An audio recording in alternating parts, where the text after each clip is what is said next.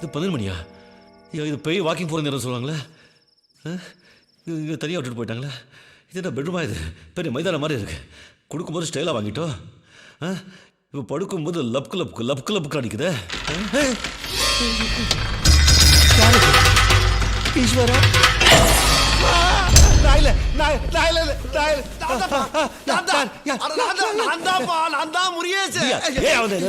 ஐயோ அதையப்பா கேக்குற.